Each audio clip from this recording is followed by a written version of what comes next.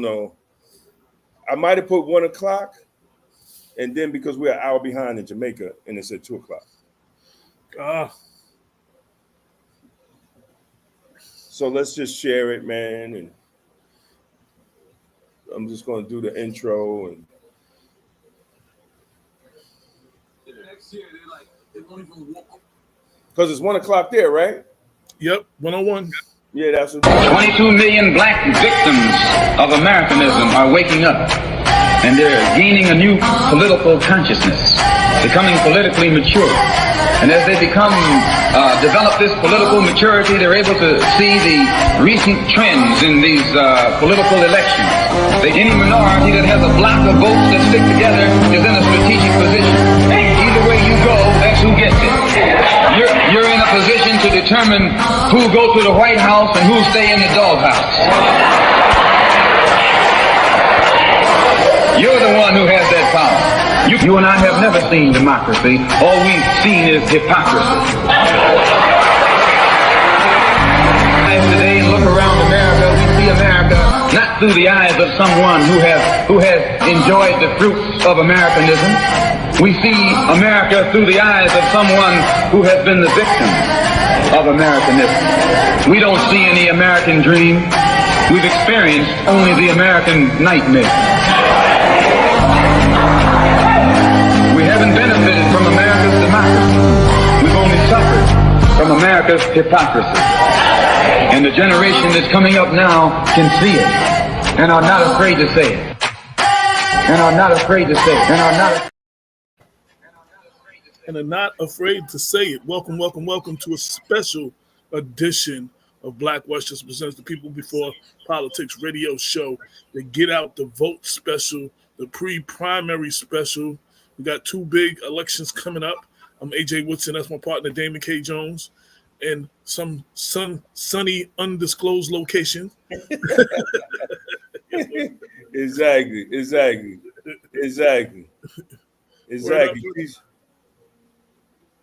So tell them what we're about to do today. We about keep talking, man. I'm trying to fix what's going on here. All right, so I'm trying to fix everything that's going on here. Hold on 1 second. So I do want to say to everybody, real talk. I know you hear this every year, but this is a very important election. I cannot stress that enough. Everybody needs to get up, get out, and vote. Real talk. Your vote is not a Valentine. You're not declaring love to a candidate for life. You know what I'm saying? Like, that's not what it's about. It's about voting for the person who you think is going to represent you the most. You don't have to be in love with the candidate. You know what I'm saying? That's what that expression. A vote is not a Valentine. Word up. You're not declaring your love for the rest of your life. You're not proposing. None of that. You're just voting. And you need to get out and vote. We need numbers. We need ridiculous numbers. We need ridiculous numbers if we're going to do young people. We need young people to declare their future. Yes. Because what we're seeing right now, especially in the Black community, and this is people before politics, this is us talking, Black Westchester, that there are gatekeepers in the Black community that don't want to see change. They don't want to see change for our young people. And we need young people to come out and vote and take their future in their hands. These are people that have been in office for 30, 40, 50 years. 50 years, like, come on, man. Like, we need young people to step up and take their future in their hands in the political process. Let me tell you, I talked to somebody deep in the Democratic Party, and they said, young people don't vote. This is why they're betting on George Lattimore to win, because they bet that young people, especially young Black and brown people, they don't come out and vote. So this is our time to say, no, we do come out and vote, and we do understand that this is our future, and we're not allowing people to do what they do to mess up the future of democracy for younger people. So, and this is why we wanted to have that show. Man, look, I know this is very important because if I will show you where I'm at, and I'm coming live just to bring my brother on so he could talk about the importance of coming out and vote. This is serious. So let's not waste any time. I want to bring on my brother, the current congressman of CD16, my brother, Jamaal Bowman. When they fresh off the Stephen Colbert show. No, wait. I tell people all the time, when I was running in office in Mount Vernon, and the whole Democratic Party came after me, they didn't see Jamaal come through the pack. They were so worried about Damon. The spook who sat at the door. The spook who sat. Exactly. They were so worried about Damon, they didn't see you coming. Exactly. But welcome, brother, man, and thank you for giving us this time, man, to come on so we could have this interview with you and we could spread it throughout social media after, because I think a lot of people in CD16, and especially people of color, don't know what's at stake and why they are getting so many mailers, right? Mailer after mailer after mailer, and they don't understand that these MAGA Republicans are spending $20 million to get you out of office because you're representing our interests, man. Go ahead and I'll give you the stage. Yeah, man. No, I appreciate that. Thank you for having me on. Thank you for opening up the door to this conversation. Yeah, man. I mean, this is the most expensive congressional primary in U.S. history. I want to say that again. This is the most expensive congressional primary in U.S. history. And it is mostly funded by billionaire MAGA Republicans. Billionaire MAGA Republicans are now spending record amounts of money in Democratic primaries so they can influence the elections by buying the seat away from the working class people in a particular district, because they want Democrats like my opponent in office who are never going to challenge their power and who are never going to put front and center young people and people of color as part of their politics. Since I got elected, since I was running, before y'all even knew who I was, I have been serving working class black and brown people in education first, when I was a teacher and school counselor and dean of students and middle school principal for 20 years. And then since I started running and now in Congress, I unapologetically center marginalized people, and particularly young people and people of color. Why? Because if we don't respond to the needs of the most marginalized, we do not have a democracy. That's and right. If you need proof, look at who might be president again right now, because our democracy has been taken over by special interest billionaires who literally have members of Congress in their pocket, bought and paid for. And my opponent, unfortunately, regardless of who he was, right now he is bought and paid for by the special interest AIPAC, who, one, don't want me speaking up for black and brown people here and don't care about these issues because their number one issue is Israel. And two, they don't want me speaking up for Palestinian human rights and criticizing Benjamin Netanyahu and Israel. That's right. Period. That's why they're running my opponent in this race. It's not because of, a vote I took here or a vote I took there. I'm definitely not against Biden. As a freshman, I brought Biden to the district, to Yonkers, and shared the stage with him to help Governor Hochul get elected. I've ridden Air Force One and Marine One with President Biden, where he was sharing notes from the speech he was going to give at Westchester Community College. Like, what are we talking about? So They're bombarding people with lies and misrepresentation on the ads and in the mailers, and they're trying to buy this election. And thank God, the majority of people I speak to are not with that. They're not going for the okie doke. They're not going for the lies. But we need everybody to understand that this is crap. This is BS. They're trying to buy this seat, and we got to stick together and not let that happen.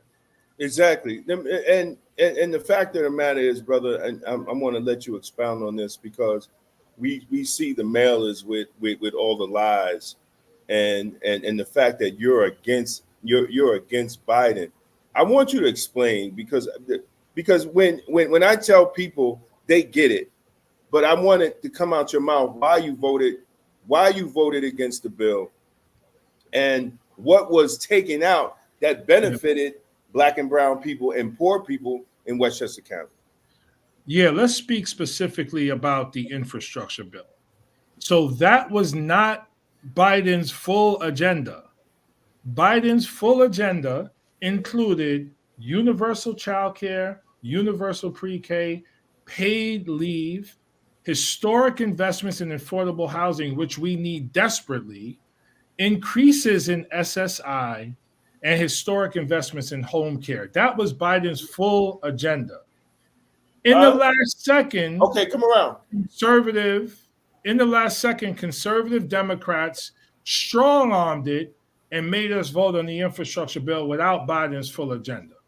So our no vote on that bill was to hold the Senate accountable and negotiate in a way where the Senate had to move forward with the president's full agenda, which included all the other things I just mentioned.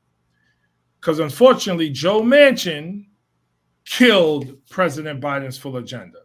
So we kept fighting, negotiating, and pushing forward, and we got the Inflation Reduction Act, which is historic investments in climate justice, historic investments in, historic legislation in terms of freezing insulin costs at $35 a month, freezing prescription drug costs for seniors at $2,000 per year, and allowing Medicare to negotiate drug prices.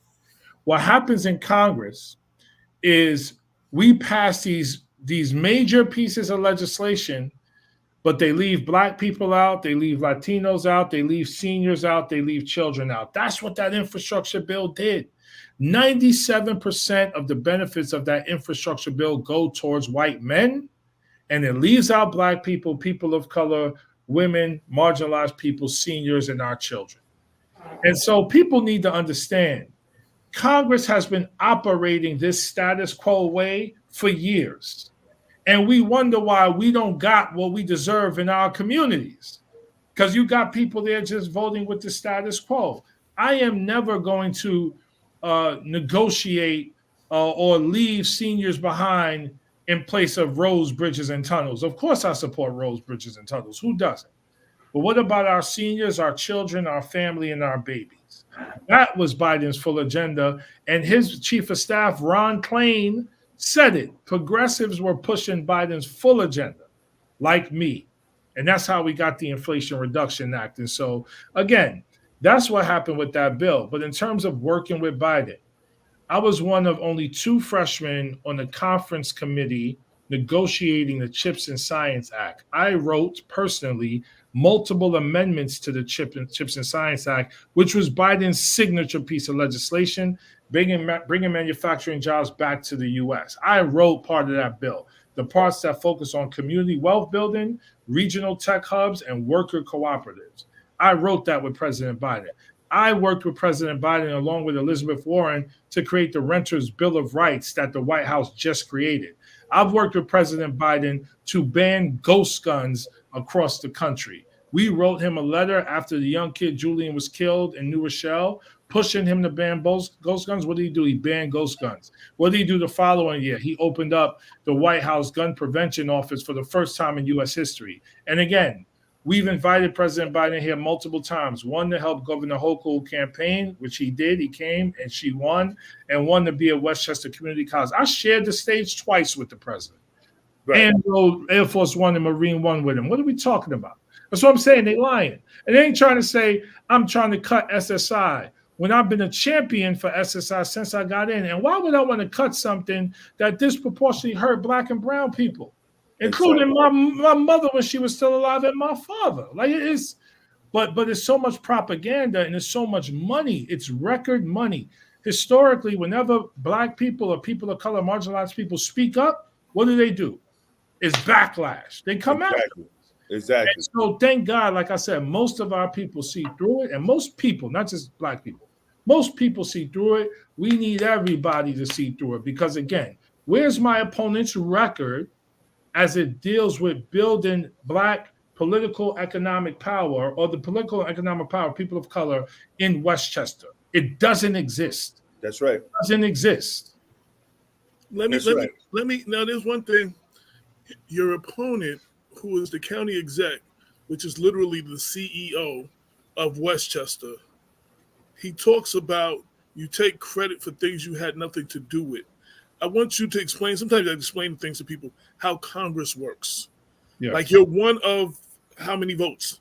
You know what I'm saying? 535. 435 right. in the House, 100 in the Senate. So there are bills that y'all speak on, y'all build on, y'all negotiate or whatever. Even if you didn't author, because the biggest thing I'm hearing is you 100%. didn't offer no bills. You didn't offer, stuff like that. So I want you to speak on that stuff. So we've introduced over 50 bills, amendments, and resolutions since getting into Congress. We passed a historic resolution condemning the Great Replacement theory, which is a white supremacist theory that's anti-Semitic and anti-black. We passed that for the first time in history when I was a freshman. Okay? Never been done before. And as I mentioned, the work we've done on the CHIPS and Science Act. But to your point, when I first got to Congress, I ran for and got elected the vice chair of education and labor. The first bill we worked on when I got there was the American Rescue Plan. The American Rescue Plan had major equity investments as it relates to education, meaning lower income school districts got more money than wealthy school districts. Don't you know, as the vice chair of Ed and Labor and as a 20-year educator and as a former principal, I had my hands all over that bill to make sure it was rooted in equity, to make sure that New York City, Mount Vernon, Yonkers, and New Rochelle in particular got more money than Rye and Scarsdale and other areas because it was focused on equity. Right. And so that's what people need to understand. A bill is introduced. That bill goes to committee. In committee, we all look at the bill and we say, okay, we need to change this, change that, change that, change that. It's called a markup. Then we offer amendments to the bill. Let's add this amendment, let's add this amendment. Some are accepted, some are rejected. Then we debate the bill in committee. Then we vote on the bill. Then the bill leaves committee and goes to the House floor for a full vote. If it gets a full vote on the House floor, it then goes to the Senate to get a supermajority vote, not 51-49, because the Senate has the racist filibuster. So it needs a 60-40 majority. It's rare to get the 60-40 majority because most of the Republicans who represent Republican states are representing the Confederate racists in those states. So when my opponent speaks about working across the aisle, he's literally talking about working with Confederates who don't want to do shit for black and brown people, or poor people. Right. He would be another Joe Manchin in the House. Right. Now, so when you talk about me being in office 3 years versus him 35, first of all, of course, you in office 35 years, you have quote unquote done more. You've been there longer, but you've only worked in bodies of politics that need a simple majority to make policy law. In Congress, you need a supermajority in the Senate because of the filibuster. So the fact that I've even gotten the CHIPS and Science Act under my belt in just 3 years, which is the president's signature bill, is transformational. In addition to other things through my advocacy that we have pushed forward, like affordable housing, like reducing gun violence, like the community project funding we brought back from Mount Vernon sewage, for the safe place for our girls, for the youth shelter, for the school district, on and on and on and on. It's a joke, honestly, to be like, he hasn't done anything since he's been in office. That's crazy. Yes, right. Yeah. I wanted you to break that down because we don't have civics no more. Back in days when I was a kid, we had that I'm just a bill, I'm only a bill. I'm sitting here in the Capitol. It broke down how the process works for kids. We don't have that no more. So when they make statements, and you see an individual who, again, is like the CEO of Westchester, who can unilaterally do a lot of things that you can't do like that in Congress. Well, this is a really good point. The county executive of Westchester is literally the CEO of Westchester. He is the boss. He is the president. He is the governor. He is the mayor of Westchester. He is the executive. He sets the agenda. He sets the budget. So as the county executive, you have the power to do so much for communities that have been left behind. Let's take one example, the Armory in Mount Vernon. Ever since it's been closed down, seniors have been begging for that armory to be reopened. If my man prioritized seniors and prioritized Mount Vernon, where he says he was born and raised, he keeps saying that every time he talked, but then he ran a ride and never came back. So prioritizing Mount Vernon, prioritizing seniors, prioritizing people of color, invest the money needed to rebuild the armory in Mount Vernon as one example. And it's not only about rebuilding it as a senior center, it's about rebuilding it as a intergenerational 21st century community center that provides help for seniors, that provides help for children and families, that provides workforce development, that provides everything that you need for upward mobility. That's how you deal with the issue of structural discrimination. And so he doesn't know how to do that because he's rooted in a status quo pay-to-play politics. That's why he's bought and paid for by AIPAC. And this is no disrespect. He's just not fit for the job in that regard because he doesn't have an aspirational vision for our district. That's why he's against reparations. That's why he's against a Green New Deal. That's why he's against Medicare for all. He doesn't have an aspirational vision for the country. Right. And in contrast, forget my work in Congress. Before I even got to Congress, I opened my own district public middle school in the Northeast Bronx and ran it for 10 and a half years as a principal. And one of those years, it became the highest performing middle school in New York City, a school district that has 1.1 million kids. Like, I'm very proud of that. And it's an example of how I have built things out of thin air and made them excellent for our community. Where is my opponent's record on doing any of this? Right. And we've replicated it with the Westchester Youth Shelter, with their new Youth Heal program. We supported it with Judge Rice, not governor yet, Judge Rice in New Rochelle, with this court innovation program. We replicated it with the Bronx Health Community Network. We gave them $2.5 million to build a community health center. We replicated it with the YWCA Workforce Development Program, $780,000. We could literally go down the list. We could talk for 3 hours about new programs that weren't in existence before, and only in 3 years in Congress I got that done. He has no record of this, which is like, why we even? He's not even fit for this. I want one last thing I want to ask, because I know Damon got some stuff. So, and I'm speaking from experience. Doing a publication like Black Westchester, you get questions like, oh, why are we only concerned with the Black people? We would get more if we take the word Black out of, what I'm saying? The reason we started this was to fill the void in covering Black people in Westchester that hadn't been addressed.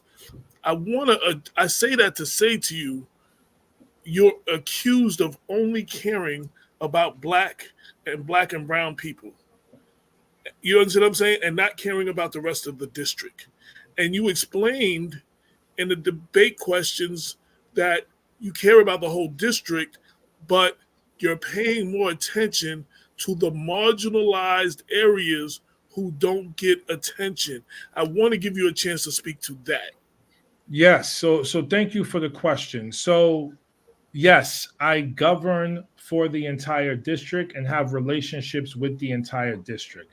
We've given $700,000 to Rybrook for their sewage problem. We've given the county $500,000 to electrify their buses. We've worked with Tuckahoe and Ardsley and Mamaroneck and Hastings. These are all majority white municipalities on economic development projects and infrastructure projects through money and, again, through advocacy. We have done that. When Scarsdale High School had a social justice day of action, they brought me in as a keynote speaker. When a young man lost his life to suicide in Rye High School, they asked me to come in and meet with the teachers and families and kids just so I could get a sense of what was going on, so I could advocate for more mental health resources at Rye High School. I partnered with a teacher at Scarsdale High School and their design thinking entrepreneurship program so that we could bring it to Mount Vernon High School and have it implemented this year, which they have just finished doing. And so not only do we govern for everybody, we're bridging the gap between Scarsdale and a place like Mount Vernon, so resources could be shared so the people in Mount Vernon have the same access as opportunities in Scarsdale. Right. And yes, because of issues of equity and population and need, we pay a little extra attention to Yonkers, Mount Vernon, New Rochelle, and the Bronx. Why? Because if we don't have equity, we don't have a democracy. I don't want people in Larchmont to turn on News 12 and hear about a kid getting shot in Mount Vernon. One, is traumatic for them, but two, it like puts a perception in their mind of what they think Mount Vernon is. Exactly. And what they think kids in Mount Vernon are doing, right? And it causes them to stay away. I want to end gun violence in the district. I want to end poverty in the district. I want to make sure everyone has access and opportunity to the American dream in the entire district. So that's going to require equity, especially, no disrespect, let's just be honest, my predecessor didn't focus on racial justice and equity. Right. And so that's why you have the neglect. If you go to the Boys and Girls Club in Mount Vernon or the YMCA in New Rochelle, or YMCA, in Yonkers, YWCA in Yonkers, different parts of the district Black, brown people live, it's underdeveloped, and it's been underdeveloped for decades. So they need additional investment. That's what they need. And so I'm here to hopefully advocate for that and provide that. My opponent doesn't even know how to do that, because when he had the chance to do it, listen, if he were to be in Congress, he has no budget. I don't have a budget. I don't have a bank account. Every dollar we bring, we hustle and grind for it through partnerships. Right. He has a $2.3 billion budget every year that he could be implementing. But you know what he's doing? He's lowering taxes, property taxes for Rye and Scarsdale, and raising them for Yonkers and Mount Vernon. Property taxes are going up under his leadership by 20% in Yonkers and by 40% in Mount Vernon, while they've gone down for Rye, where he lives, and Scarsdale. That's right. That's not anti-racist representation. That's right. You're absolutely right. What do you tell young people of all races, but especially young Black and brown people who, when they live in these demarginalized communities and they hear the rhetoric of the local politicians that come out only on election day, and they feel that even though they have someone who look like them, because, you know, I really feel, brother, that we have to represent for our youth so they can see people of color in power positions. They can see Black men in power positions that are not bending over to the power structure, you know, and we know we go through whatever we go through to represent that. But what do you tell young people, you know, that say, man, you know, if I vote, it really don't mean nothing. Why should I vote? Because that's what they're banking on for them to say that. What do you tell young people to come out, you know, on June 25th and vote for you, and what that represents to them for the future? Yeah. I mean, the bottom line is, if you don't vote, you're giving your power away to somebody else. You're actually giving power to someone to have over you and to control things in your life that you have completely no say in, because you didn't vote and because you didn't hold the people accountable that you voted in after you voted them in. And so I say that, but then I also empathize, because I get it. The system has been so harmful to us historically.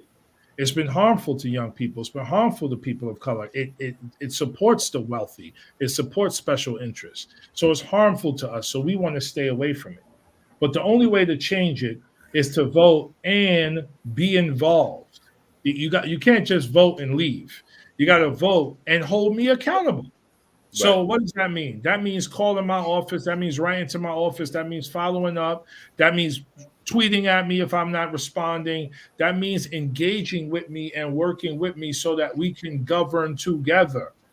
The reason why, and I keep going back to this program, the Youth Heal program was created at Westchester Youth Shelter, is because I wanted to learn more about that program. They wanted to meet their new congressman. We met, I learned about the program, and then I learned about this other program in the city, and we bridged the gap between those two programs to create a new program.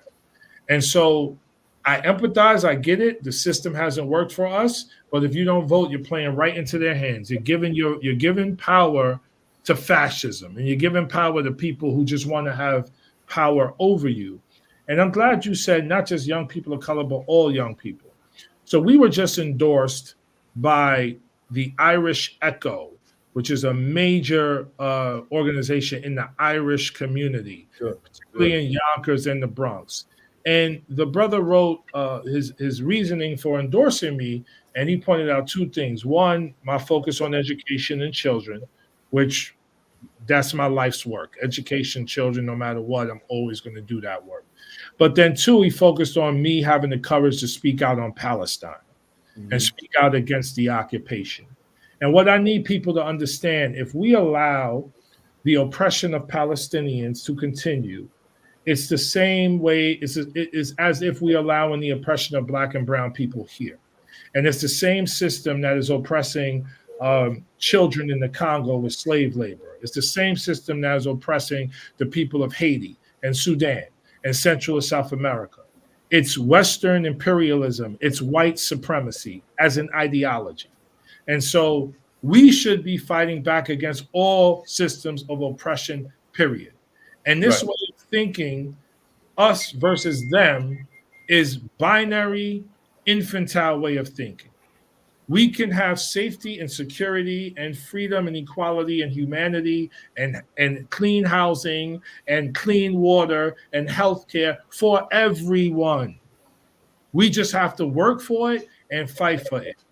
And conceding that we can't have that because it's too aspirational, it's mind-boggling and destructive to our democracy. I just want to say real quick, as far as Palestinian, so back in the 60s, Malcolm X, the Panthers, and either Martin Luther King talked about the occupation in Palestine, how it was akin to the occupation of Black people here and how we had more in common. They were saying this in the 60s. You know what I'm saying? These elements were, the FBI had them down on terrorist watch lists. You know what I'm saying?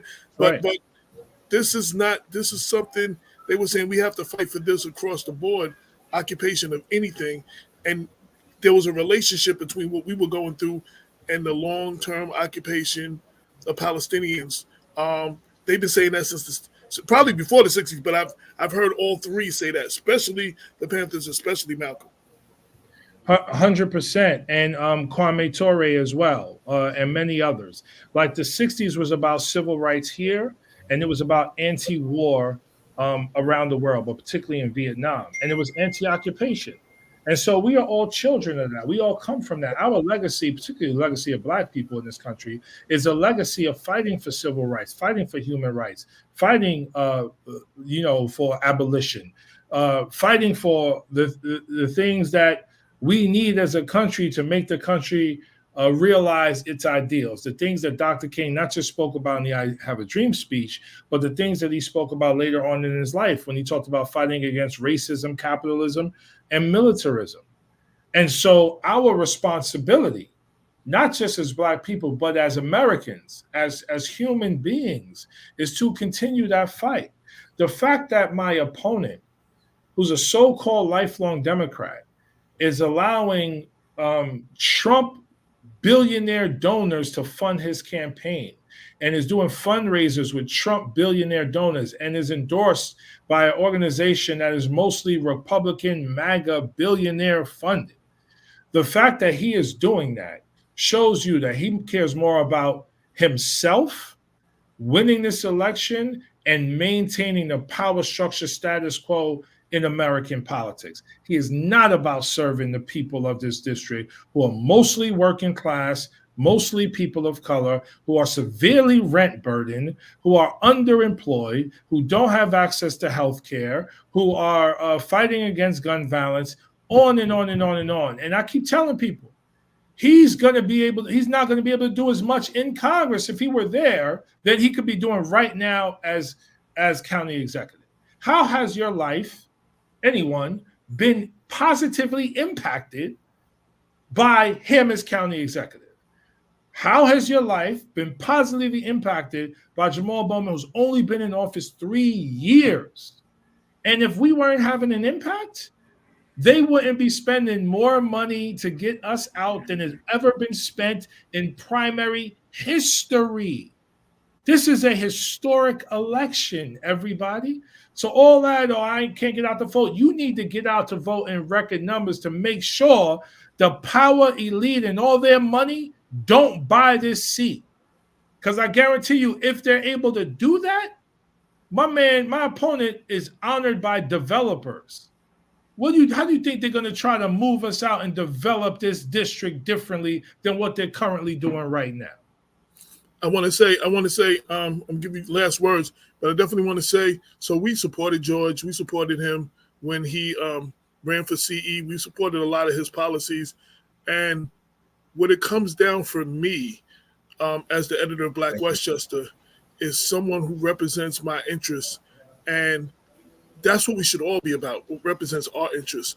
And as a Black man, I wholeheartedly endorse you for standing up unapologetically for our community. Absolutely. And whether it's not popular, you can't be pro-Black and you've got to be anti-something else. We live that every day. You know what I'm saying? So for us and for our community, I'm telling everybody to go out and vote for you for re-election, and that Black Westchester is openly and wholeheartedly endorsing you so you can continue to work, so you can continue to fight for our communities that have not been fought for before. And I just wanted to put that out there. Yes, sir. David, I know you want, we got to I got two more things, brother, and then we're gonna let you go. You were just endorsed by Blacks in Law Enforcement of America and the Westchester Correctional Association. You just got that. I thought I sent you the text, but I wanted to address that, along with telling you the endorsement. I had to correct some ill-informed officers who say that you're anti-police and you want to the whole defunding the police thing they say you want to eliminate the police. that got misrepresented in understanding the importance of law enforcement in the community and even the importance of correction officers, and that you spoke out for the safety of Rikers Island and the safety not only for the inmates but for the officers too. Can you expound on that? And then I want to introduce this sister here because you are part of education, and we're down here in Jamaica, man. We get ready to work with Sandals and give free books and come out and talk to the kids. So address that, and then I want to introduce the sister here. Yes. So thank you for that. And it's really exciting to hear about those endorsements. So police are a very important part of our overall public safety equation. Okay. I support police officers, respect them doing the work, and will continue to support them and respect them. All we have talked about is, one, accountability, because if officers aren't doing the right thing, just like teachers, just like other professions, there needs to be accountability. But more importantly, we need to make sure we are helping our officers with things like investing more in mental health in the community, investing more in substance abuse in the community, investing more in education, investing more in affordable housing, so that the crime doesn't happen in the first place. What we're doing, the same thing we do in education. We just, force police to handle every issue that comes into the community. And as we force them to handle every issue, mistakes are going to happen that's going to be catastrophic and it's going to look bad on police. But if we take a more holistic approach to public safety, that yes includes police, but also includes mental health supports, substance abuse supports, housing supports, education supports, then we make the overall community safer and we keep police safe, because police need mental health supports as well, right? That's right. And we respond to the disease of recidivism that happens in our public safety spaces, where we just rearresting the same people over and over and over again because we're not doing nothing on rehabilitation. And so that's it has to be a holistic approach to public safety. If we do that, it makes everyone safer. So yeah, man, I appreciate you making that argument for me out there, because that's what it is. That's the truth. Exactly. Like, we're not trying to abolish the police. It's not what we're trying to do. Those who are doing the right thing, we support. Those who not, they need to be held accountable, and overall take a holistic approach so that we could keep everybody safer going forward. Absolutely. So I'm down here in Jamaica, right? And the sister came up, and my wife, she always make friends everywhere we go. And the sister came up and she told us about a program that Sandals is doing within the community of Jamaica, and that anybody can be involved. So I told her, and my wife told her, that we're going to take part in what's going on in dealing with the school system and helping to get books, book bags, and other school equipment. So introduce yourself, sis. Hello, everyone. How are you doing? I'm very happy to be here today. My name is Keish Beckford, and I am the Public Relations Coordinator here at Sandals Duns River, and I manage the Sandals Foundation. Now, the Sandals Foundation, it is our non-profit organization, and that is where we do all of our charity work here. So the Sandals Foundation, we really try to focus on our environment as well as our community, but I think we prioritize education a lot here, right? So at Sandals, we do believe that education is the cornerstone of progress, and because of that, we see it as extremely important. And we're in our communities, we're in our schools, we're giving back as much as possible to really make a change in our children's life. And so far, we're having great results. Our children love it, right? When our guests come, they will do this program. It is called Pack for a Purpose. Now, you can go to packforapurpose.org if you plan to visit any Sandals property. You can pack one book, one pencil. That one book and that one pencil makes a huge difference to our children. So no matter what it is, it doesn't matter the quantity, it's the quality of the product. And our children really appreciate it, right? So that is the Pack for a Purpose. Now, if you're at any Sandals resort and you visit our resort shop, you will see a Sandals Foundation section there. If you shop at that section, all of the proceeds go to the Sandals Foundation. Now, in December, we had renovated a bathroom at one of our schools that we adopted, right?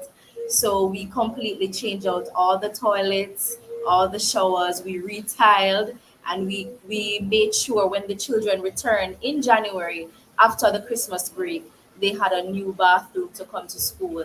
And we find that as very important, because once you're inspired, right, once you're in the right area, the right environment, you can learn better, right? So any donations, we accept them, right? We accept anything. We also have our address where we will give to our guests when they're leaving, and they can send any packages to that, and we will handle all the shipping and the handling here to Jamaica, which is completely amazing. Right. So thank you so much for listening. Yes. It's really an honor. We wanted to bring her on because we're definitely, we're definitely going to do some things down here, man. Sandals is my home away from home, man.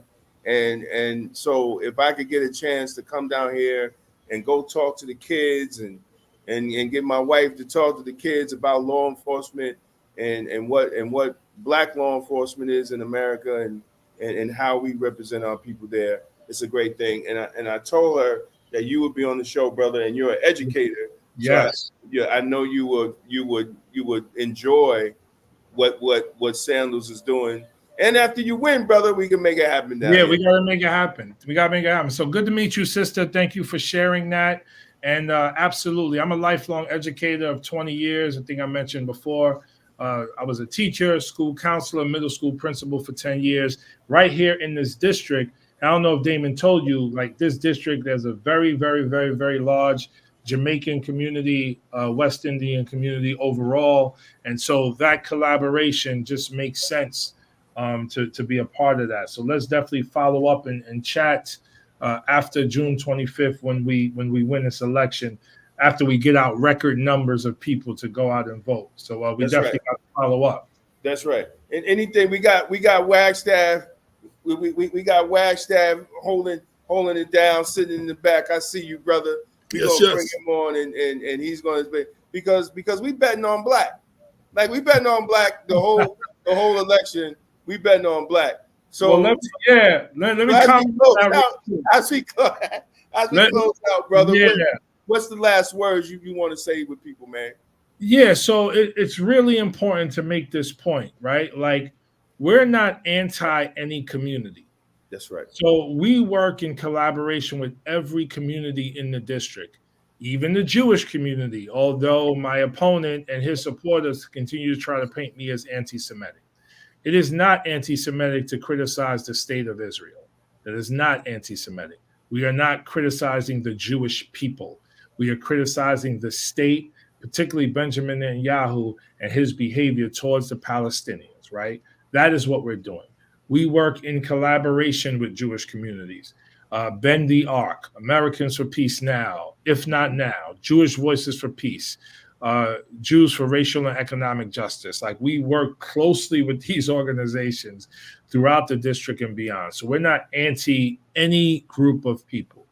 We just think it's really important to make sure that equity and humanity are central parts of our governance, which means communities that have been left behind, people of color, young people, Black people, disabled people, et cetera, have to be a central part of our focus and have to have a seat at the table so that we can govern together to make the entire community better.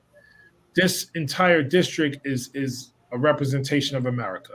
It's incredible diversity, but it's also incredible segregation, racial and economic. And it doesn't have to be that way. And so we have to build a cohesive community together, which means everyone needs to be strong. So we're going to continue to uplift marginalized areas because they need to be strong, man. That's the bottom line. And then last thing I'll say is one more thing about my opponent. I think it's despicable and deplorable that this person is running ads clearly targeting Black people with certain, Black faces in the ads, but did not attend the NAACP forum. That's right. Did not attend the NAACP forum in the Bronx.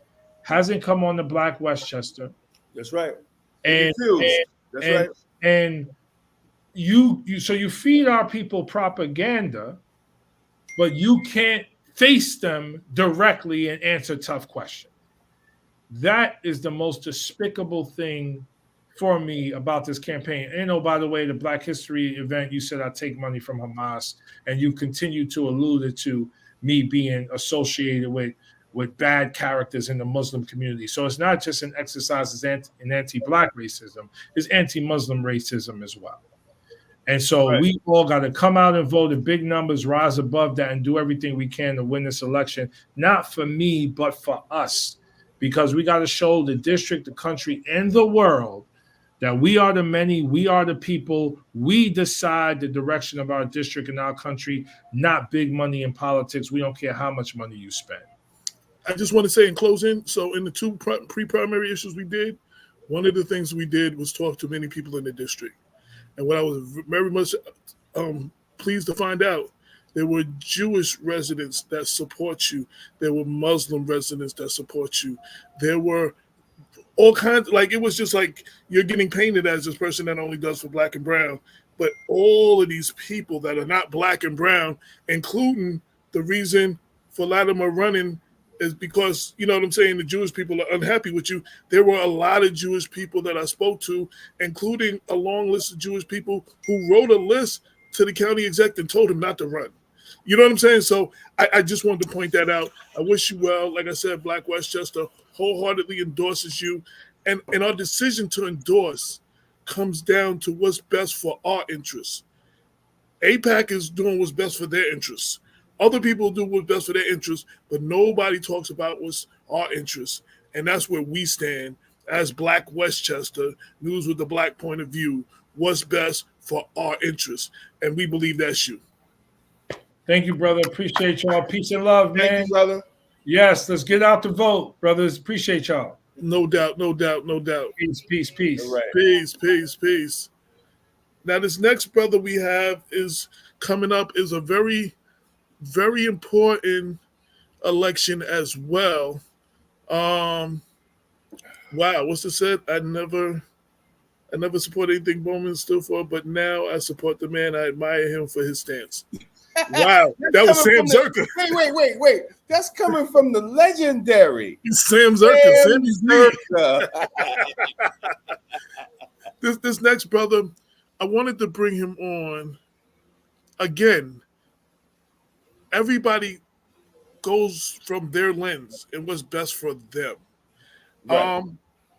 I like your opponent. She's ruled in some cases that benefited us. She stopped Richard Thomas from closing Cupcake Cutie. She fought against the putting the chains on OK Freddy's and all the stories we were doing. So I have nothing against your opponent, but I personally think as a black man, as the editor-in-chief and co-owner of Black Westchester, what intrigues me about you is the opportunity for our DA's office to be run from a criminal rights attorney lens as opposed to the prosecutor lens that has always been run by.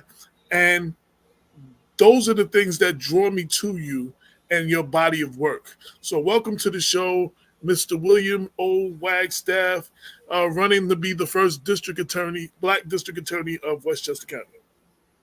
Yes, sir. What up, my brother? You're on mute still. You're on mute. He's on mute. There you go. Good afternoon, my brothers. How are you? I'm good. We're almost there. We are almost there. Final push. Yes, sir. Yes, sir. So talk about how your experience, I think that's another thing. Your experience, I've heard you talk about this, but I want to give you this chance. How your experience have shaped you and molded you to where you are that will make you a very effective district attorney, especially with issues in our community, because you've been on both sides of the fence. You've been on both sides. You've seen the justice system on both sides. So just to kind of piggyback on what you were saying, and I'll start there and then we'll transition about the lens that I'm viewing the justice system from being completely different than the lens that a traditional prosecutor looks at it from. And as a black man, because I'm a black man before I'm anything, I have sat back and watched black people, brown people, poor people, and those who did not have the right relationships get the short end of the stick consistently in the justice system.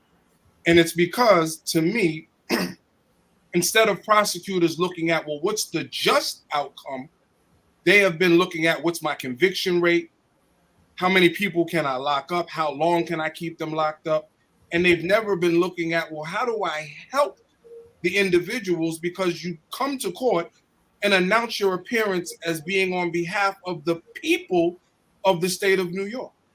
The defendant is among the people. The victim is among the people. Families of people on each side are all among the people. So the lens in which we are viewing this system needs to be completely reshaped. And we need to start looking at, well, what's the just outcome and how do we prevent other individuals from similar communities with certain disadvantages historically can now get the investment that they deserve. So we're investing in their education, we're investing in their mental health treatment, we're investing in their housing instead of expending tax revenues on incarceration. So that to me is, to your initial point, is a complete shift, which is something that I believe truly is going to look at the justice system for everyone and not just for a select few that have the access, that have the relationships, and that have the money. The complexion for the protection. That's what you said. So I think that is crucial to why I feel that this work is important. And you alluded to it. For me, I've been doing this work for about a decade in the space of a civil rights attorney, doing criminal defense work, special prosecutor for police discipline in the city of Mount Vernon. And I've watched and said, well, I can continue to be in the position where I'm reacting to injustice after it happens. Or I could put myself in a position to be on the front end to stop the injustices before they happen. And that was what was alluring to me about going out and trying to be the district attorney. The legacy piece is fine, great. But at the end of the day, what we can do if we reimagine this system is, I believe, tackle so many of the societal issues that have been long the venue and the virtue that we've been asking from our legislative and executive branches, saying you need to solve this. This is not fair. I think the conversation has been rooted in this is historically unfair. This has been racist. This is inequitable. And the reality is, for many people, that's not their conversation. But if we refocus the conversation and say, well, this is a public safety issue. If you want to be safer, then you need to deal with the underlying drivers of crime, which we understand them to be. There's been millions, if not billions of dollars spent researching the issue of criminality. How do we reduce crime rates? How do we reduce the rate of recidivism? And much of that just gets dismissed as, oh, that's just academics. They will take some papers from Vera Institute, and instead of really digesting those white papers and really being serious about safety and leaning into what's in the papers, they sort of push it to the side and discount it. So from my perspective, it's now time for the district attorney to adopt those papers and say, you've given me the task of keeping you safe, and I'm telling you the manner in which I can keep you safe is by following the data, following the evidence, instead of following the rhetoric, instead of following the fear-mongering, which we know the Republican Party does a great job of. And the minute that something happens, everybody ignores the academics and just goes to knee-jerk reaction, and you think it's Giuliani in the 90s. We just need to lock him up as fast as we can and get him out of our courthouse so we can clear the calendar. And that hasn't made us any safer. That hasn't fixed the problem. You know, you're right. And it was by design, because by incarcerating a lot of our young people, our black men, it feeds their corporations, the privatized prisons, the system was built for that. Like, you know what I'm saying? If you take away and reimagine and do all those things, you're hurting a lot of big corporate people's pockets. And those type of people don't want their pockets hurt, and they will fight tooth and nail to keep status quo. And you are fighting against that. That's one of the things that's appealing to me about you. And listen, you see it manifesting itself in the resistance that we've gotten just in this campaign. The resistance from the beginning, the way that so many people have been fighting, pushing against us, forces trying to say, well, and you brought up a buzzword earlier about experience. And throughout this campaign, it's been something that sort of made me chuckle, because when you say experience, we need to redefine the question. What is the experience necessary to be the district attorney? Not a line ADA, but what is it that the district attorney does? The district attorney sets policy. The district attorney is an administrator. Being on the bench for 20 years does not give you experience setting policy. As a judge, you don't set policy. And if you were to try to impact policy, they would call you an activist judge. I've never heard her accused of being an activist judge. So you've set no policy. Right, right. As a judge, you've had 3, maybe 4 people that work for you. So you haven't administrated an office of 200 people. So you don't actually have any experience. You have entitlement that you've packaged as experience, but you don't actually have any experience. So to me, a policymaker is somebody that is a visionary leader, somebody that's courageous, and someone that has shown through their work that they're able to overcome obstacles to solve intractable problems.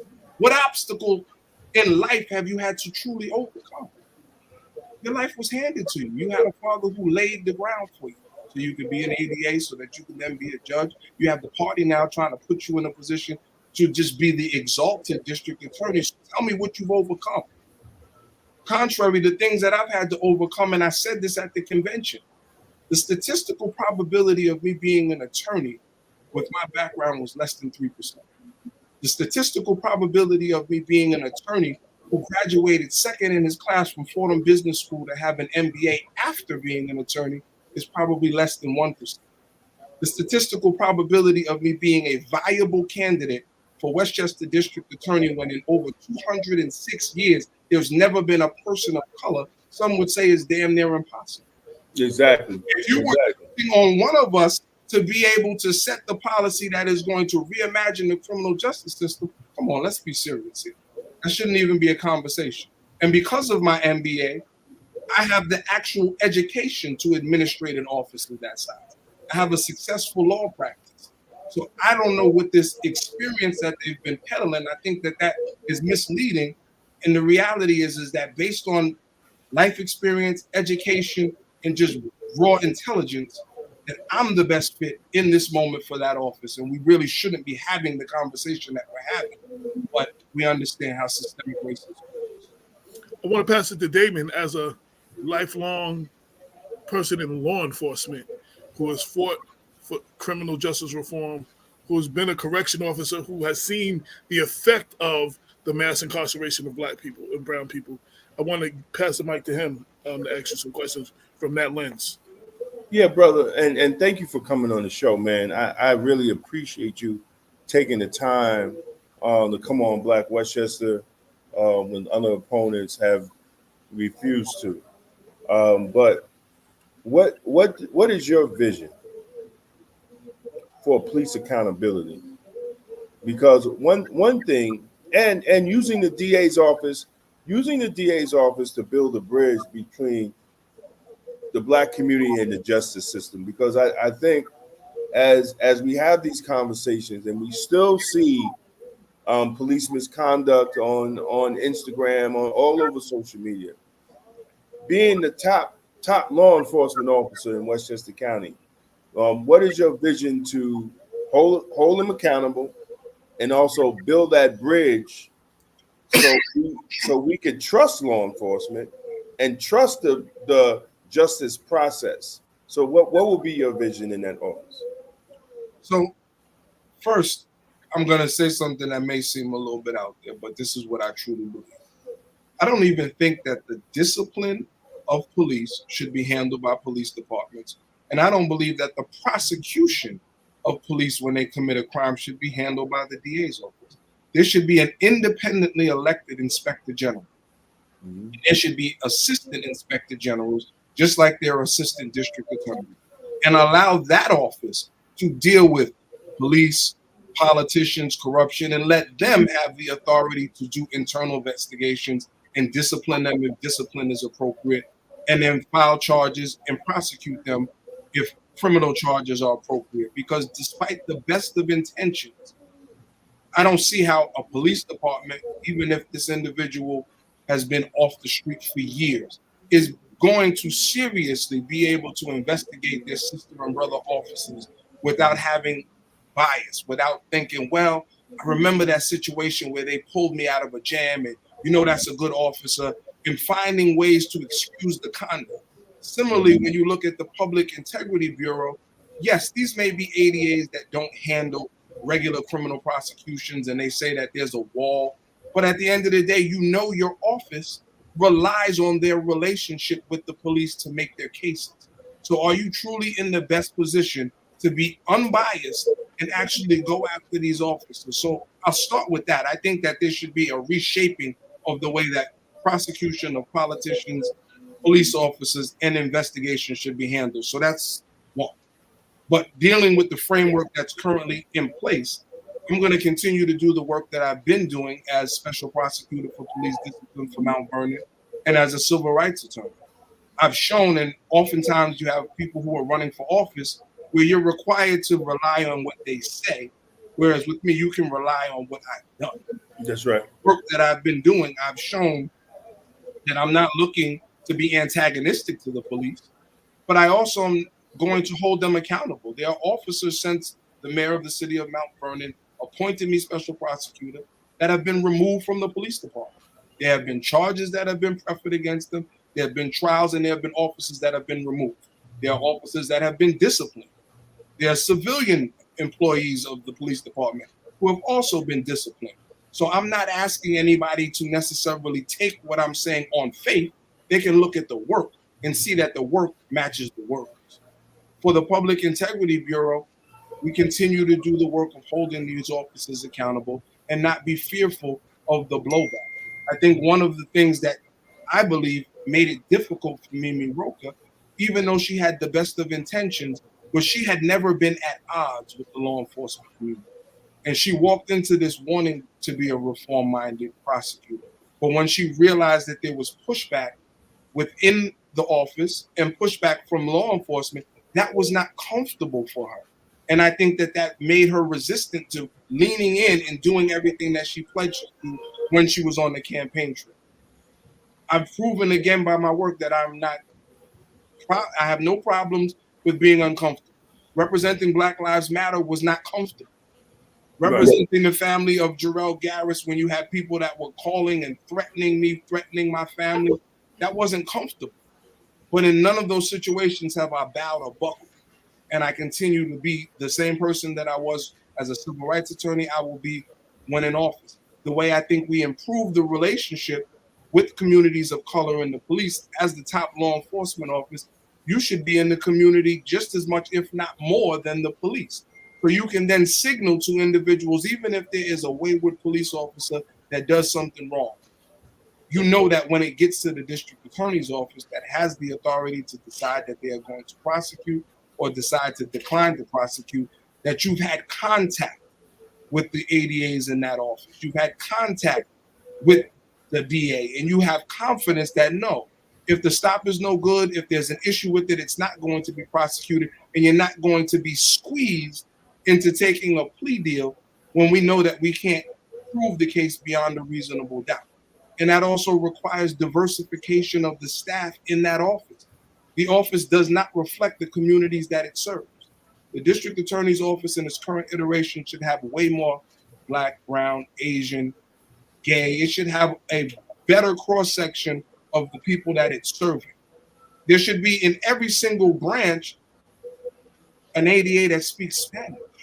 Right. Not talking about an ADA that learned it in college, and that's not to say that you can't learn the language, but there is a cultural competency when you've learned it at home, when you are a part of the culture, where you can appreciate what somebody is saying, where you may have a piece of paper that accuses someone who's Ecuadorian of being suspicious because they had their head down. But if you're from that community, you know, well, in our country, we are taught to not trust law enforcement. So that's not an indication that that person is guilty. That's that person defaulting to the way they've been conditioned to interact with law enforcement. You don't get that in college. You get that in the community. So you need to have people who can actually serve the people that they are representing, because they say they're there for the people of the state of New York, and be there for the people. Damon? One other thing, man, and I want you to address this because people had negative things about you, saying that you was against civilian complaint review boards. I want you to clear that up for the voters and the people that fight for civilian complaint review boards throughout the county. When they put that out, that video that you were against civilian complaint review boards. So I want you to straighten that out for the voters, man, so they'll understand your position. Absolutely. And I'm sure that you sort of rolled your eyes at it because it's counterintuitive. How can I be Exactly. right to tell you? Special prosecutor for police discipline, but be against CCRB. Exactly.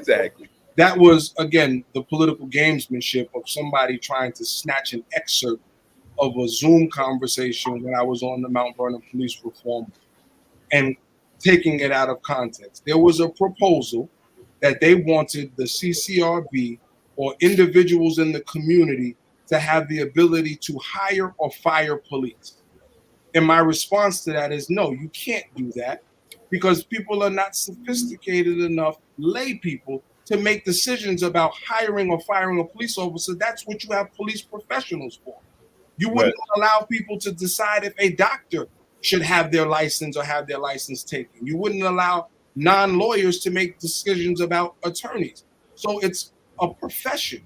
You can't have individuals just saying that person should be fired, that person should be hired. No. But So that's not the purpose of a CCRB anyway. Right. So that was what they, of course, they snipped. He said that the people are not sophisticated.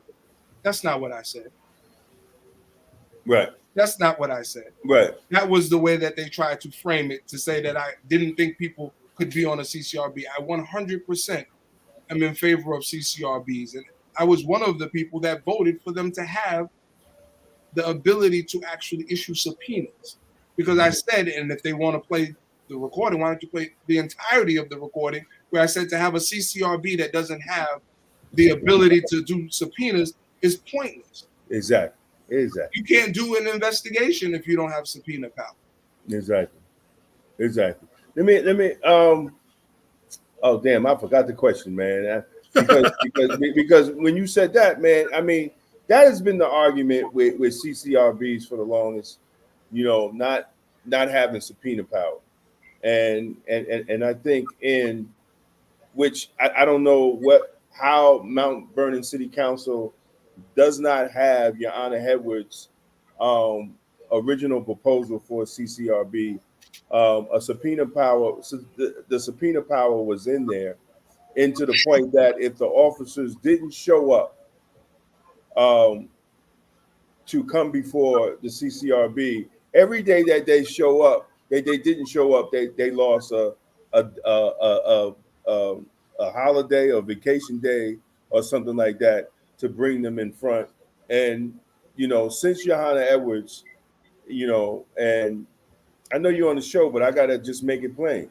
Since Johanna Edwards, the Mount Vernon City Council has completely dropped the ball on CCRB, because even if they talking about CCRB having to hire, that's not the purpose, and nobody can find conveniently the original work that a lot of us did with former City Council Johanna Edwards on Civilian Complaint Review Board.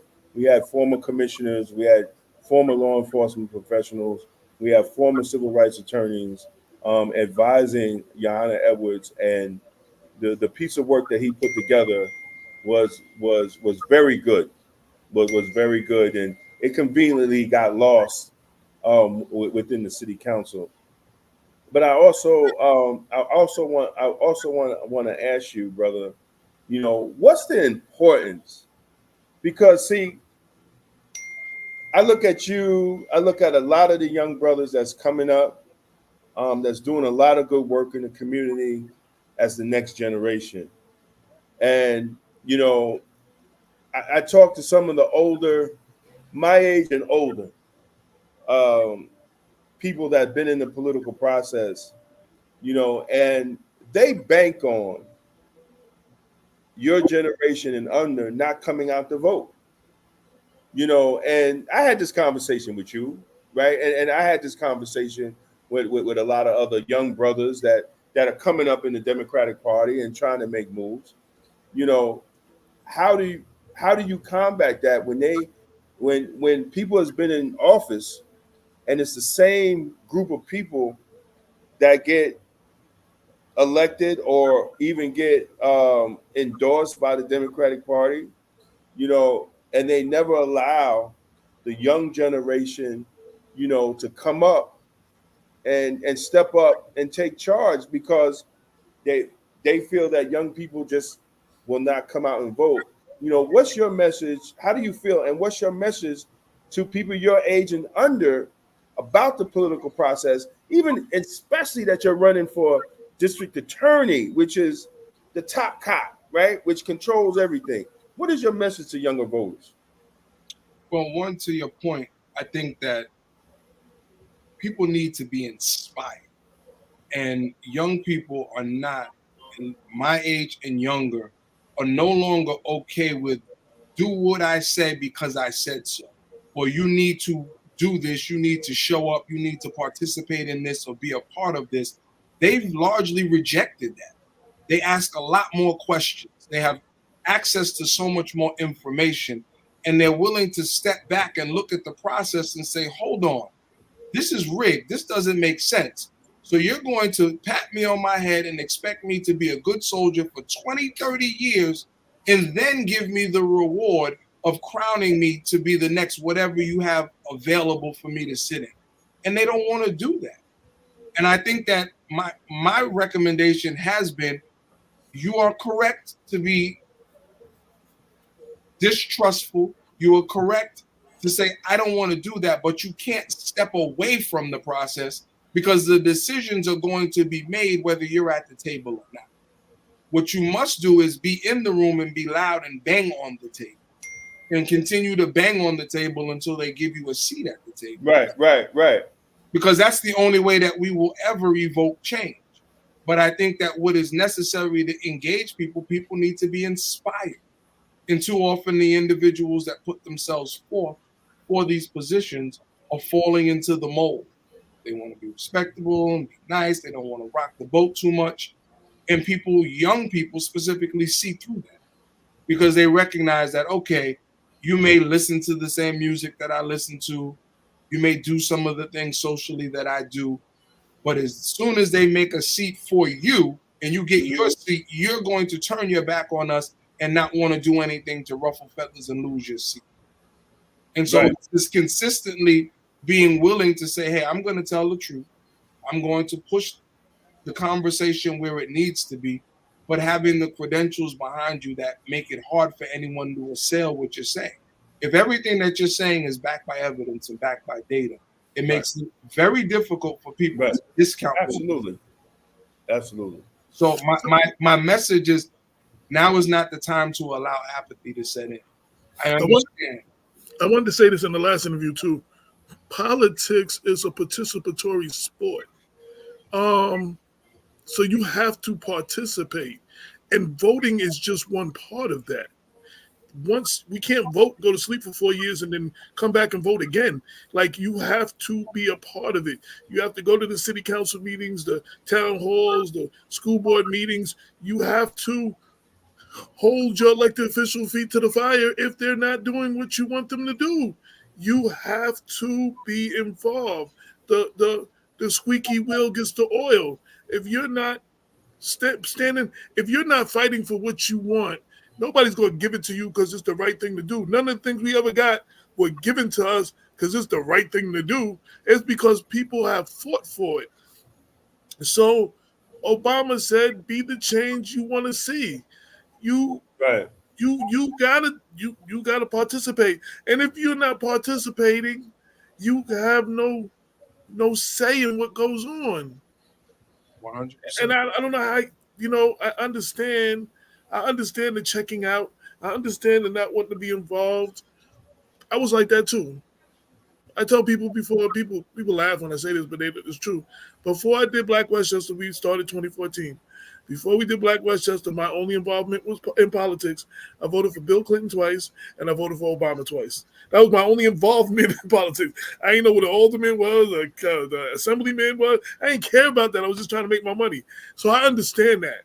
But as I started getting more involved and interviewing people and learning more, politics has to do with every aspect of everything in your life, one thing or another. So, I say that to the young people out there on why they should vote. Vote, and then hold your elected officials' feet to the fire. Don't just not vote and complain. And one of the things that is frustrating to me, and I find pretty interesting, is you have for the federal government to give funds for education, for the state to give funds, they have minimum requirements of what must be taught in school. Why is civics and financial literacy not two things that must be taught in school? Because if we start teaching civics in elementary school, you wouldn't have to fight as much to get people to be civically engaged because they would know nothing else. They would do it as a matter of due course. It would be second nature. If throughout your childhood, unless it's happening at home and you have parents that are engaged that are telling you, hey, we're going to go to the school board meeting, and the things that are happening at the school board meeting directly impact what's happening in your classroom. If that conversation is not happening, most people see a disconnect. It's something that's seemingly happening in the abstract, that there's this group of people making a bunch of decisions and they don't even appreciate the way that those decisions correlate to their everyday life. Right, right. Well, I just want to say, again, I have no problem with your opponent. I actually like your opponent. But when I make this decision, it's because of the lens that I look at as a black man, as the editor-in-chief of Black Westchester, representing black people. I believe that you are the perfect person to lead that department for our communities. You understand what I'm saying? So I am saying for Black Westchester, we wholeheartedly support you and endorse you because we believe, and like I said, that having the criminal rights attorney lens as opposed to the prosecutor lens, that really intrigues me because we never had that before. You know what I'm saying? So that is what went into my decision. And Black Westchester endorses you and urges all the people that support Black Westchester to go out and vote for this man to be the next district attorney. Thank you, brother. Yes, sir, brother. Listen, man, I know what stock you come from. You come from Randolph McLaughlin. You come from Mayo Bartlett. Mm-hmm. I know the stock that you come from. Yes, sir. You understand? And you come from Kenneth Chamberlain. That's my brother. You know, and I know you. I watched you as a young man do your thing. So, you know, we're supporting you. You know, Black Law Enforcement of America is supporting you. The Westchester Correction Association is supporting you. So we're giving that support to you, brother, because we believe that you will make the change. And you know, man, that we're gonna keep you, we gonna keep you right. If you feel that you do it wrong, we're gonna give you a call, right? Because that's what it's all about, right? That we're able to call you and say, hey, brother, I think, you know, you need to look at something this way, or you need to look at something that way, you know, and that's what it's all about, man. But I believe it's time for someone who comes from our stock to be you know, when I made that post and you say, hey, brother, man, you know, because I wanted to put it out there from the beginning. Like, Westchester never had a black district attorney. They never seen nothing like us. And I think it's so important. I think people are missing the fact it's so important for our young people, our young men, to see leaders like you, leaders like Jamaal in these positions that affect our community, right? It's like a 1-2 punch, brother. He's bringing in the money to deal with the social ills in our community, and you're over the criminal justice system to help change lives so they won't come back in. It's a 1-2 punch. And we have to be able to recognize that as a people, so we could put people in place that have our interests, And brother, we're praying for you, man. We're praying for you to get in that office and show people, you know, what it's all about. Like I used to tell everybody, you know, Cash used to be like, yo, man, you should be commissioner here, you can be commissioner there. But my whole thing was, if I ever was, it's a test. Because everything I talked about on the last 30 years about change in the justice system, change in the law enforcement system, I have to make it happen to show them, right, what a true justice system looks like. So I'm praying for you, brother, that you could win, and you could show the people of Westchester what a true justice system, that in fairness, right? Because we don't want Lady Liberty to lift up her pole and peek and see if you're poor white, if you're black, if you're not this, if you're not that, and make decisions on that. Justice is supposed to be blind. 100%. So, and that's why we're supporting you, brother. And come on, man, we got your back, man. We got your back. Everybody come out and vote. We can get there. We just need people to come out and vote. If people turn out and vote, we will win this race. I genuinely believe that. People show up and they have honestly no excuse. You got early voting as well as the primary day. So it gives you an extended period of time. Whenever it fits into your schedule, take that 20 minutes and get to the poll, especially now that they're centralized, where you don't have to go look and figure out where your polling place is. It's centralized. So let's just get out there and get this done. Let's make history and make sure that everybody can have the same safety that they enjoy in Scarsdale, Bedford, and other places. Everybody should have that. Mount Yonkers, Greenburgh, everyone in Westchester County should have the same level of safety, and that's the mission, and that's what I'm coming to. Yes, so sir, the Alternative to Incarceration Coalition of Westchester supports you. Thank you. I want to post that on the screen. Thank you. Thank you, brother. And if anything, any last words you want to say? Because I got to get back in this pool, man. Yeah.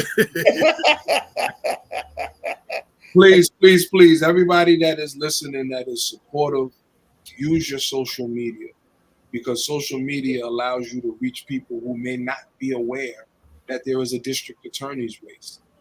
Use your telephone, text. That's right. You have to be a voice and make sure that people are aware, because what will happen if we do not do that is that it'll be July and oh, there was a brother running from DO. I didn't know that. Exactly. Some time for that. So exactly. Be no mistakes about this. So use your social media, post every day from now until June 25th. Call, text, check on people that you know may be halfway in, halfway out, and tell them, no, you need to get all the way engaged and go out and vote so that we can bring this home. No doubt. Appreciate you. Let me just tell you, yo, Damon got a love for you and want to do this. He's currently in Jamaica right now. Like you know what I'm saying? Wait, hold on. Listen, man, I'm gonna show y'all what I'm working with. Y'all don't understand what I'm working with right now. I'm gonna show you what I'm working with right now. Direct access to the infinity pool. That's what we're doing. Exactly. So I'm gonna show you what I'm working with, man. So the fact that he took some time to do this, I just want to say, it just seriously shows how important that this was to conduct these two interviews and give our community one more look at you and Brother Jamaal. And I wish you well. And all right, yes, man, I appreciate it. I'll see you soon. All right, no doubt. Peace out, man. One love. Okay. So that ends our pre-primary episode. You got to hear from want to say this, Congressman Jamaal Bowman. You got to hear from District Attorney candidate William Wagstaff. Go ahead, Damon. I want to say this, man. I am, and I don't care how people take it, because many of y'all that don't like me anyway. I am so embarrassed of black folks right now. You know, and I put a post on Facebook. Here we are celebrating Juneteenth, but our hypocrisy is crazy. What would the people of Juneteenth, who you think they would vote for? If the people that was affected by Juneteenth, that didn't know that they were free all that time, right? And Judge Joe Brown said something and he broke down the dates. He said that the government sent a black platoon to the same town that didn't know they were free. And they didn't believe them. They didn't believe them until the white general came. That reminds me of what we're going through this election. See, we see here celebrate Juneteenth, but we have two black representatives that are representing black people's interests for a change. And we don't believe them. So what's going to happen with this? The same thing's going to happen with black people as it did back then in Juneteenth, that they're going to remain slaves until the white man tell them that they're free. I'm going to say that again. They're going to remain slaves till the white man tell you that it's free. And that's the real story of Juneteenth, that they sent a black platoon to tell them that they were free, and they didn't believe them. Just like when you have two black people running, black men running for Congress and the district attorney, and there's black folks out here that won't vote for them until the white man tell you that they're free. It's sad. It's really sad that with all our education, with all our homes and Mercedes Benz, we still have self-hate. Now, I've been accused from somebody to saying that I need to stop shitting on people. And that's why Jamaal Bowman is going to lose, because I shit on people on the things that I say. But you can't blame me for black folks not having self-love and not understanding another black person having enough love for them and their interests than somebody that doesn't come from their community. You can't blame me for that, for calling them out. And it's really sad. And if Jamaal and Wagstaff lose, it's over for black politics. Any black politician that's going to stand before you after this election, he's not for you because he's propped up by other people that's giving them money. I'm gonna make that clear. It's over. It's over for black communities. It's over for black politics in Westchester County. It's over. See, because these are two black men going up against the system. It is what it is. And maybe y'all don't like what I'm saying. And black pastors, you should have been outraged on all the crazy stuff George Lattimore has said. You should have been outraged on what's going on in Gaza, the descendants of Jesus Christ. I'm going to keep calling y'all hypocrites. I'm going to keep calling the black pastors that are silenced on what's going on in Gaza hypocrites, because those are the descendants of Jesus Christ. How can you claim Jesus and you don't stand up for his descendants? You're a hypocrite. You're a hypocrite. And that's why the Bible says Jesus is going to come back and tell y'all he don't know you. Don't blame me, bro. Don't blame me, because this is the test of your humanity. And you two be worried about calling anti-Semitic when black people are the ancient Semitic people of the planet.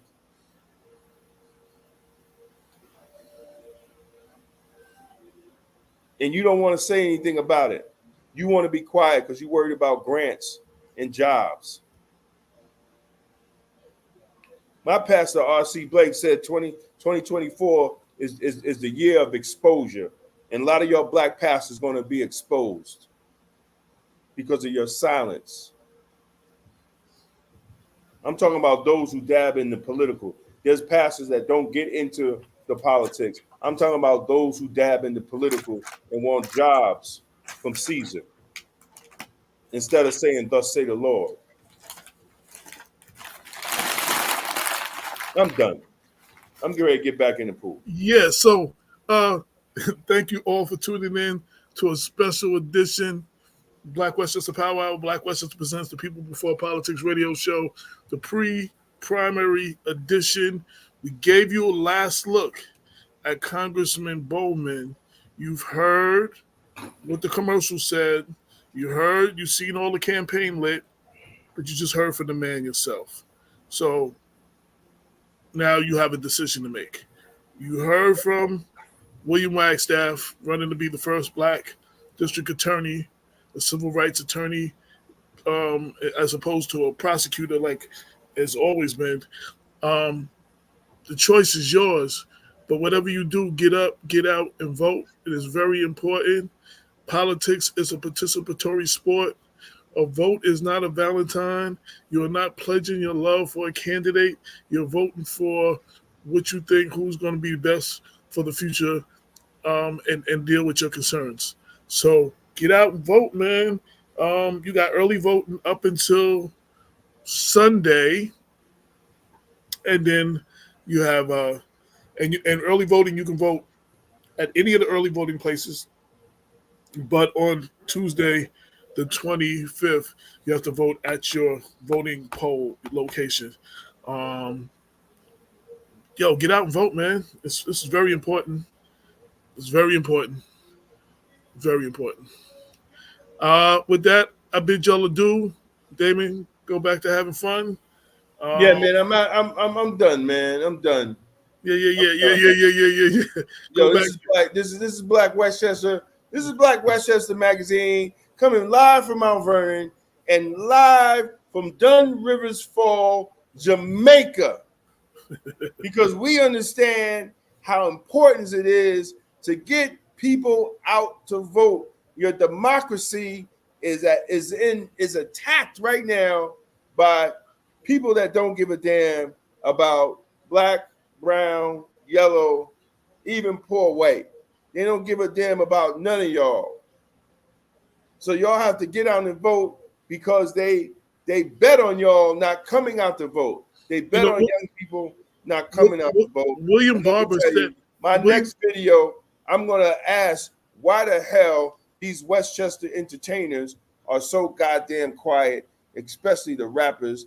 I don't give a damn about no rap battle when you got businesses and you got these corporations investing $20 million to keep a black man out of office, and these Negro rappers ain't saying a goddamn thing in Westchester. Nothing. You can't represent the hood if you don't make sure that people in elected positions are looking out for the hood. Don't tell me you representing the hood and you staying quiet. It is what it is. William Barber said in a recent interview, Reverend William Barber, like Damon said, they don't care about all of y'all, but the problem is, and they know it, there is much more of us than there is of them. Exactly.